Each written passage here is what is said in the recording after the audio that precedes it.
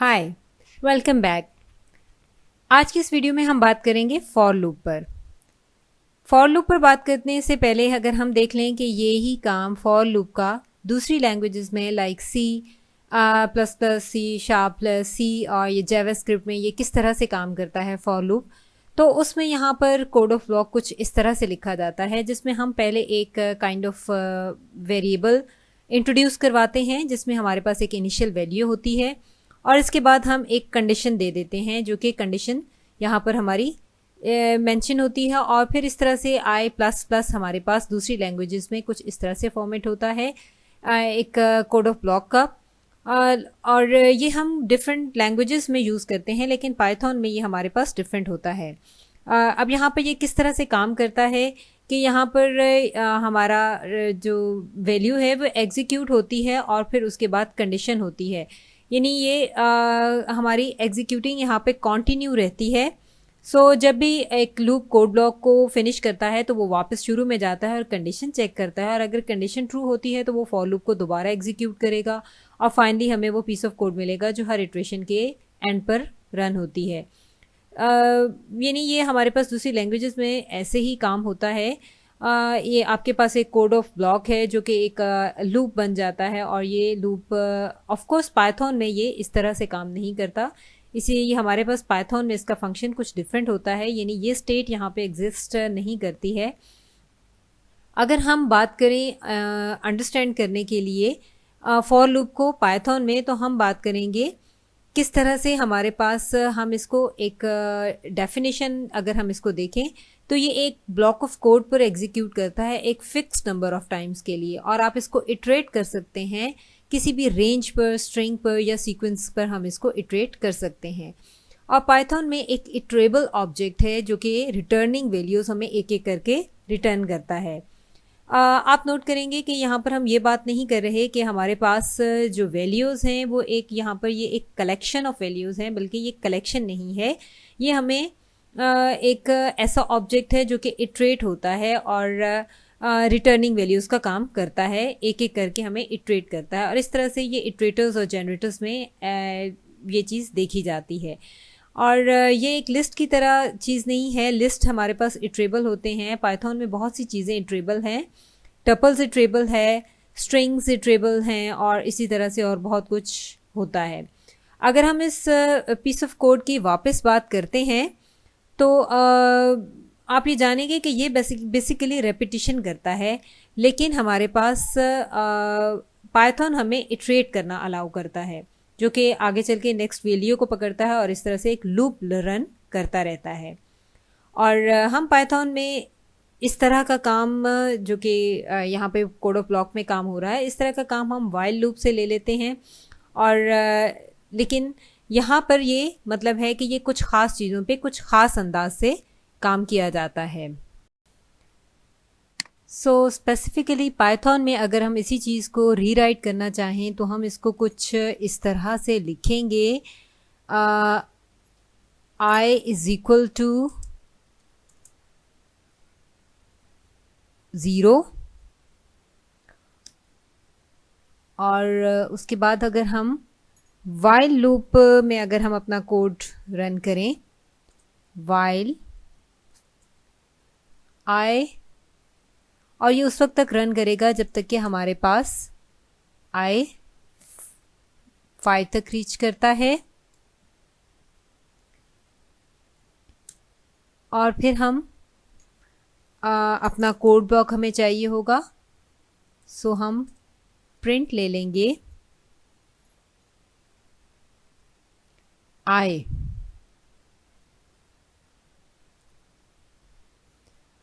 और उसके बाद अगर हम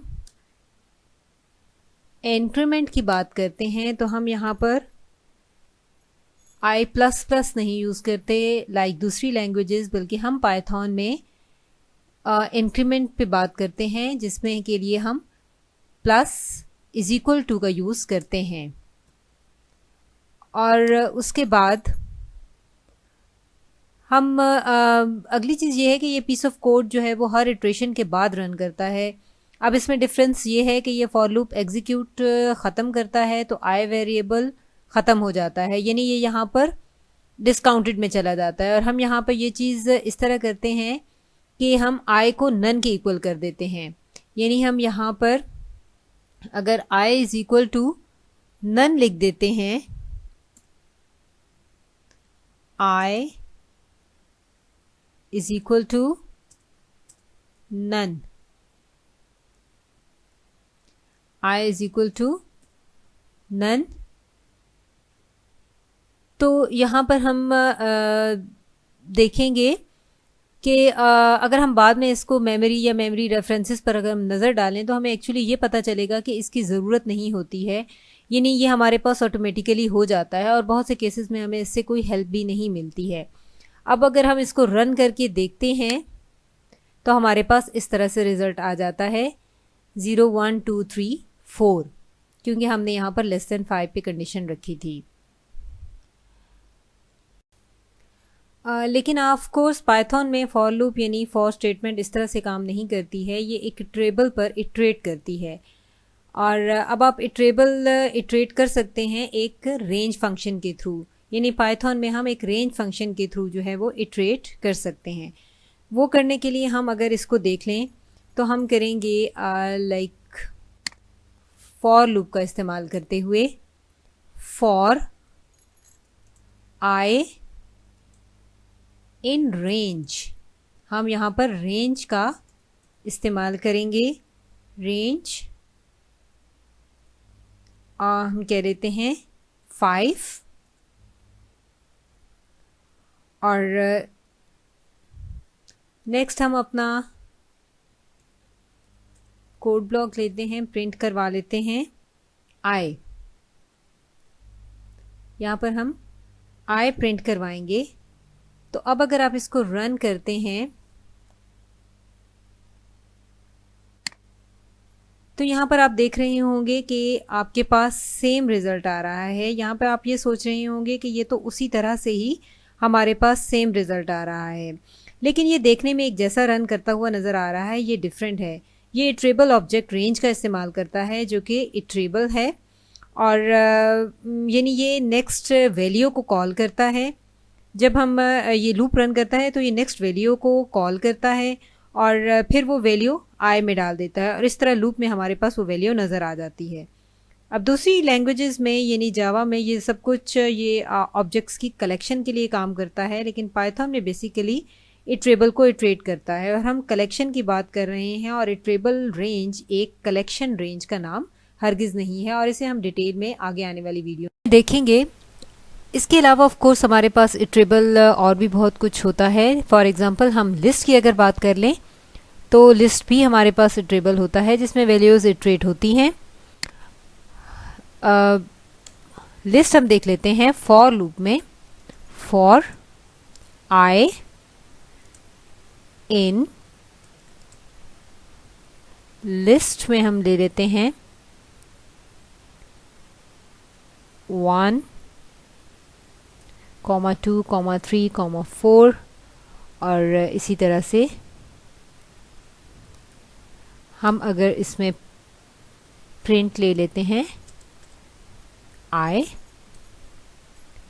तो यहाँ पर अगर आप देखें तो हमारे पास उसी तरह से एक रेंज की इंडिविजुअल एलिमेंट्स हमारे पास आ जाएंगे। इसी तरह से हम स्ट्रिंग्स पर भी ये काम कर सकते हैं। स्ट्रिंग्स पर हम देख लेते हैं फॉर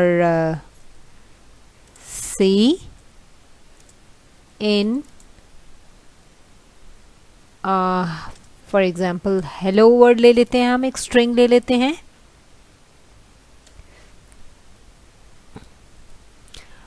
और इसमें भी हम प्रिंट ले लेते हैं सी। तो जब हम इसे देखेंगे ये देख सकते हैं आप कि हमारे पास उसी तरह से एक एक करके एलिमेंट्स हमारे पास अलग अलग आ जाएंगे। इसी तरह से हम मज़ीद भी एग्जाम्पल देख सकते हैं। फॉर एग्जाम्पल अगर हम टपल्स को देखें तो उसमें भी हमारे पास इसी तरह से वैल्यूज़ इटरेट होंगी। फॉर एग्जाम्पल फॉर लूप में हम ले लेते हैं x इन लाइक A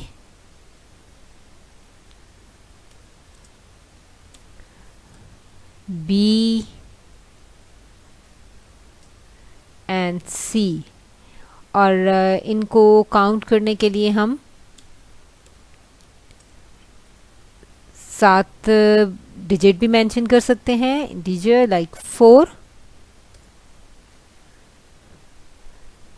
और अगर हम इसमें प्रिंट ले लें, अगेन हमारे पास उसी तरह से x को अगर हम प्रिंट ले लेते हैं तो यहाँ पर भी आप देखेंगे कि हमारे पास उसी तरह से सिंगल एलिमेंट्स, इंडिविजुअल एलिमेंट्स आपके पास आ जाते हैं, और साथ यस ABC एंड देन 4 हमारे पास इसी तरह से एलिमेंट्स आ जाते हैं।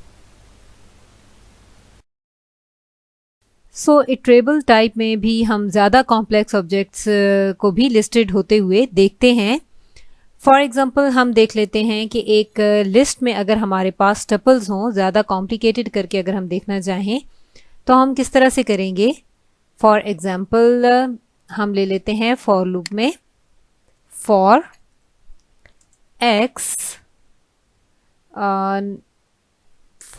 x in,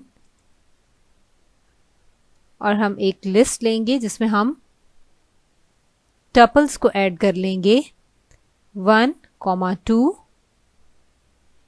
and then 3, 4 and कह सकते हैं हम 5, 6। और अगर यहाँ पर हम इनको इंडिविजुअली एलिमेंट्स को देखना चाहें तो हम प्रिंट x लेकर देख सकते हैं कि किस तरह से हमारे पास ये रन करेगा।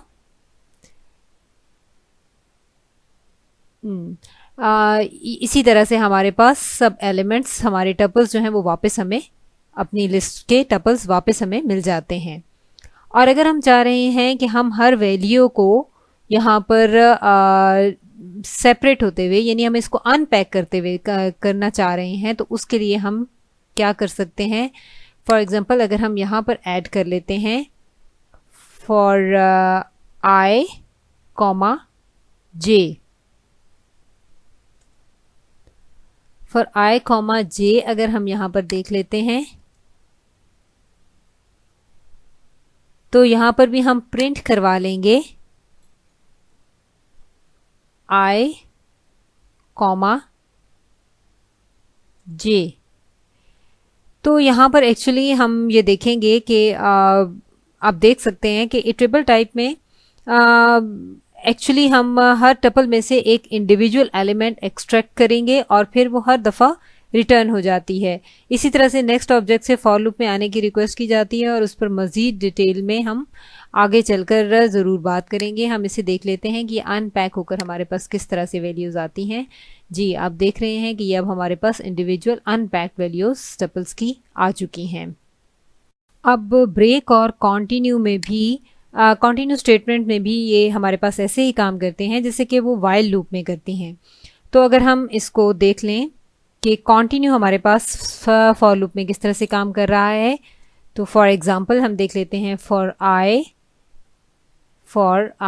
In range, for example I in range 5 हम देख लें, एंड देन हम कंडीशन देते हैं if I is equal to 3, तो यहाँ पर अगर हम कंटिन्यू कह देते हैं, कंटिन्यू के बाद हम अगर प्रिंट कह दें, प्रिंट, हमारे पास आ जाएगा I। तो यहाँ पर अगर हम इसे चेक करेंगे तो आपने जैसा कि वाइल लूप में देखा था कि हमारे पास वहाँ पर लूप स्किप हो जाता है, यानी हमने जो कंडीशन दी वो वर्ड स्किप हो जाएगा। तो आप देख सकते हैं कि यहाँ हमारे 0 1 2 एंड देन 4, यानी लूप यहाँ पर स्किप हुआ और दोबारा यहाँ से कंटिन्यू होना शुरू हो गया। लेकिन अगर हम इसी की जगह ब्रेक मेंशन कर दें तो फिर वही डिफरेंस आएगा। उसी तरह से हम इसमें देख सकते हैं कि हमारे पास ब्रेक यहाँ आके, ब्रेक पे हमारा लूप यहाँ के टर्मिनेट हो जाएगा, स्टॉप हो जाएगा, यानी यहाँ पर आकर हमारा लूप खत्म हो जाता है। अब हमारे पास एल्स क्लॉज भी होता है और हम फॉर लूप रेंज में एल्स क्लॉज से कुछ इस तरह से काम ले सकते हैं। फॉर एग्जाम्पल अगर हम देख लेते हैं, for I in range 1 to 5 अगर हम देख लेते हैं, तो यहां पर हम अगर हम प्रिंट ले लेते हैं, प्रिंट आई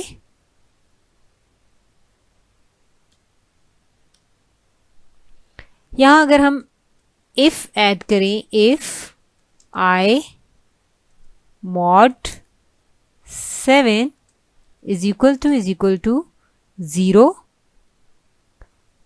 और उसके बाद अगर हम प्रिंट ले लें, प्रिंट यहां पे हम ले लेते हैं मल्टीपल ऑफ 7 फाउंड। चूंकि यहां पर हमारे पास रेंज हमारी 1 to 5 है, इसलिए हमें पता है कि ये यहां पर कब हिट होगा, मल्टीपल ऑफ 7 फाउंड। और उसके बाद अगर हम यहां पर अपना लूप ब्रेक कर देते हैं, यहां पर हम अपनी इटरेशन को अगर स्टॉप कर दें, तो क्या होता है कि हम अपने लूप से एग्जिट हो जाएंगे। सो एक दफ़ा हम मल्टीपल ऑफ 7 को हिट करेंगे और हमारा लूप यहाँ ब्रेक हो जाएगा। अब इसके बाद अगर हम यहाँ पर एल्स स्टेटमेंट मेंशन करते हैं, तो एल्स स्टेटमेंट तक हमारी रीच कब होगी? एल्स स्टेटमेंट तक हमारी रीच तब होगी अगर ये ब्रेक को हिट ना करें, यानी इसका मतलब ये है कि हमें मल्टीपल ऑफ 7 यहाँ पर नहीं मिला। तो हम अगर यहाँ पे एल्स ले लेते हैं, एल्स प्रिंट करवा लेंगे हम,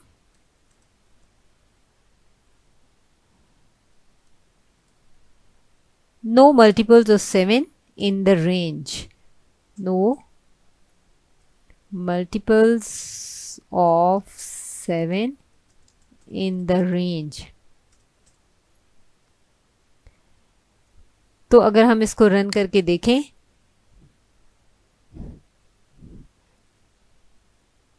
तो आप देख रहे हैं कि हमारे पास किस तरह से एक हमारे पास एल्स स्टेटमेंट ट्रीट जो है वो कब हुई, नो मल्टीपल, पहले हमारे पास no multiple 7 in the range आया और हमने यहाँ पर हमने हिट नहीं किया, और उसके बाद हमारे पास मल्टीपल 7 रेंज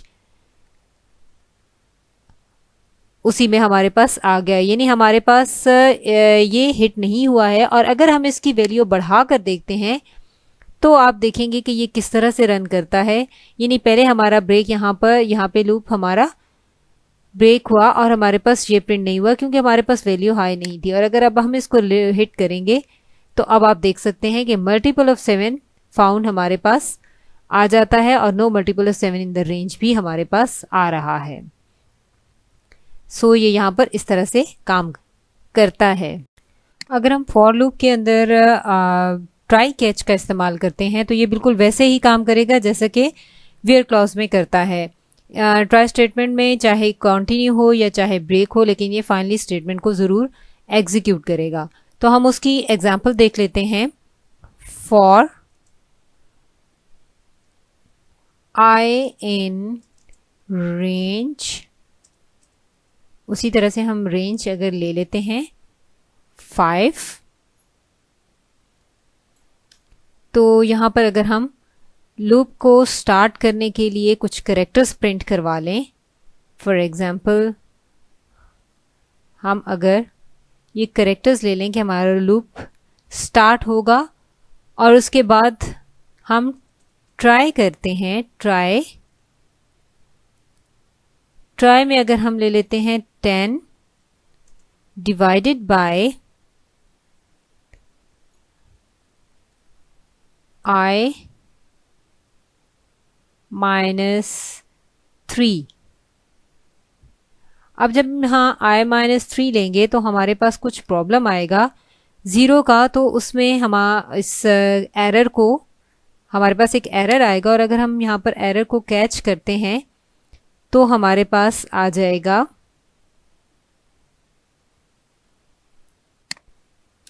हम यहाँ पर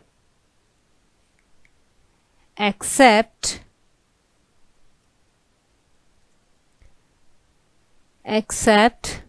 में हम अगर ले लेते हैं 0 डिवीजन एरर, और उसके बाद अगर हम प्रिंट ले लें, प्रिंट हमारे पास आ जाए डिवाइडेड बाय 0, डिवाइडेड बाय 0,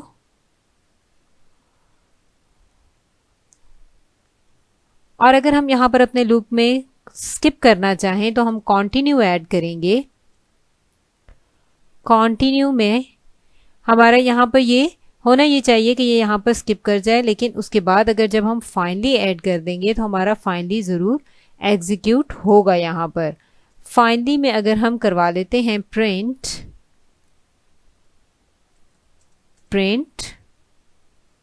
हमारे पास आ जाता है ऑलवेज रन। ऑल्दो ये कोई इतना प्रैक्टिकल कोड नहीं है,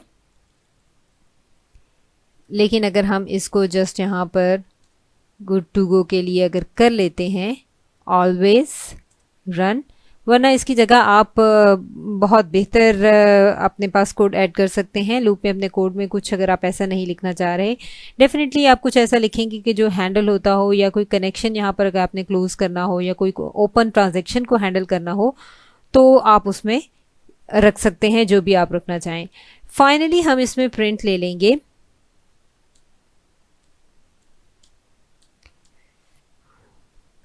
फाइनली हम इसमें प्रिंट अगर ले लें, print I,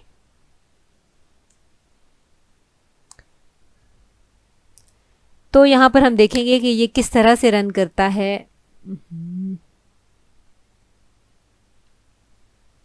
accept course ji, finally यहां पर किस तरह से रन करता है, तो हम देखेंगे कि हमारा पावर लूप जो है वो उसी तरह से रन कर रहा है। जब हमारे लूप ने यहाँ पर स्टार्ट लिया तो हमारे पास वो कैरेक्टर्स आ गए, और उसके बाद यहाँ पे कोई एरर कैच नहीं हुआ, और उसके बाद भी जब हमारे पास 1 आंसर आया तो आंसर रन हो गया। और उसके बाद हमने नया लूप स्टार्ट किया, नया हम ऊपर दोबारा गए, और जब हमारे पास एरर कैच हुआ तो उसके बाद हमने सबसे पहले एक नया लूप स्टार्ट किया, और उसके बाद हमारे पास ऑलवेज रन भी हुआ, डिवाइडेड बाय 0 भी प्रिंट हुआ और ऑलवेज रन भी हुआ। तो ये इसको करने का एक स्टैंडर्ड तरीका होता है। इसके अलावा भी हमारे पास और भी बहुत से स्टैंडर्ड अंदाज होते हैं इन कामों को करने के लिए। तो यहाँ पर हमारे पास बहुत सी स्टैंडर्ड टेक्निक्स हैं इटरेबल को इटरेट करने की। फॉर एग्जांपल अगर हम देख लेते हैं s is equal to hello, अगर हम एक स्ट्रिंग ले लेते हैं तो यहाँ पर अगर हम फॉर लूप ले लें, फॉर c in s, और प्रिंट ले लें हम c, और अगर हम इसको रन करें तो देखिए हमारे पास इस तरह से वैल्यूज आ जाती हैं, इस तरह से हमारे पास इंडिविजुअल एलिमेंट्स आ जाते हैं। अब एक्चुअली इसमें ऐसा है कि हम लोग तमाम इटरेबल वैल्यूज़ हमारे पास इंडेक्सेबल्स भी होती हैं। यहाँ पर हमारे पास बात करें अगर हम कि जो चीज़ हमें नहीं मिली तो वो इंडेक्स हैं। फॉर एग्जांपल एक लिस्ट, एक टपल या फिर एक स्ट्रिंग इंडेक्सेबल होते हैं, यानी ये तमाम इटरेबल्स इंडेक्सेबल भी होते हैं। अब एलिमेंट्स के बारे में बात कर सकते हैं कि ये पहला है, ये दूसरा है और ये तीसरा है, और इसी तरह से सो ऑन।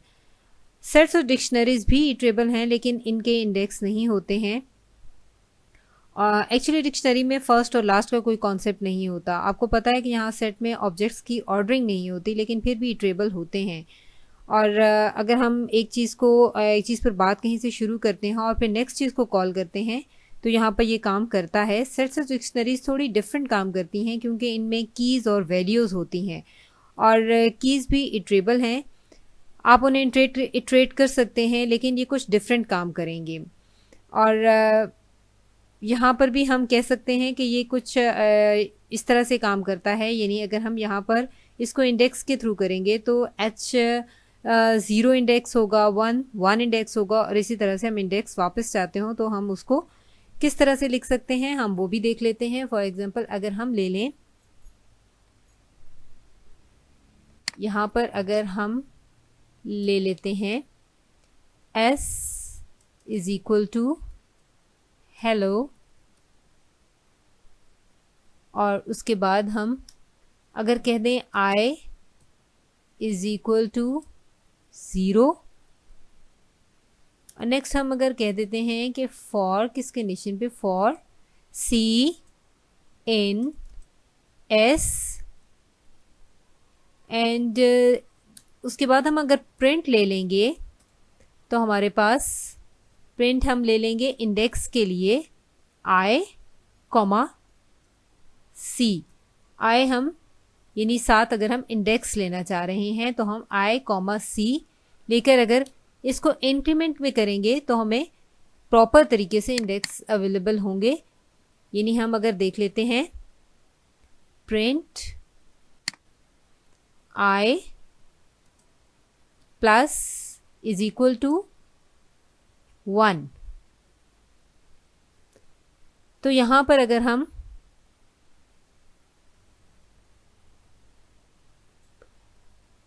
रन करते हैं तो हमारे पास देखें किस तरह से रिजल्ट आता है। यानी H को हमने इंडेक्स दिया H 0 एंड देन I हमारे पास आ जाएगा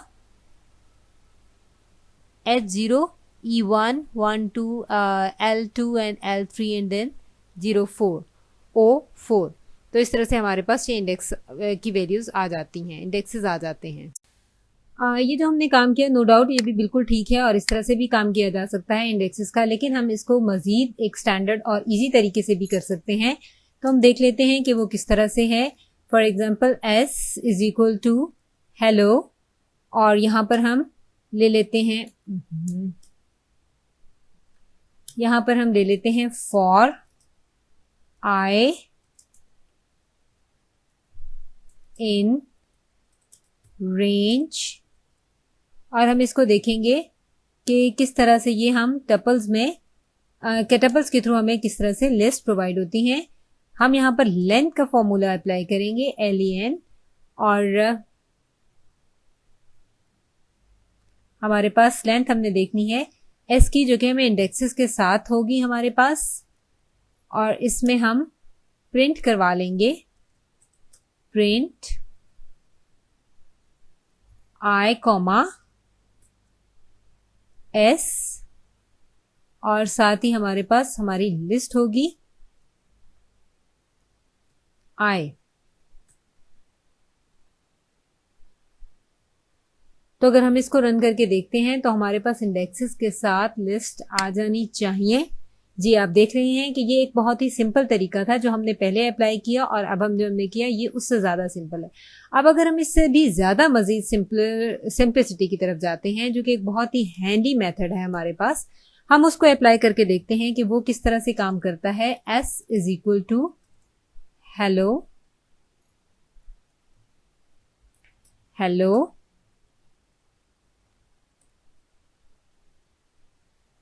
और यहां पर हम इस तरह से करेंगे फॉर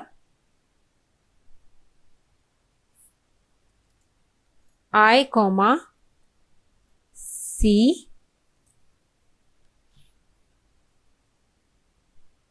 इन इन्यूमरेट, ये हमारे पास इन्यूमरेट करेगा S,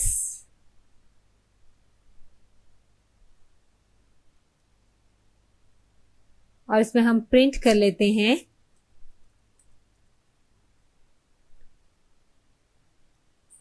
I, C।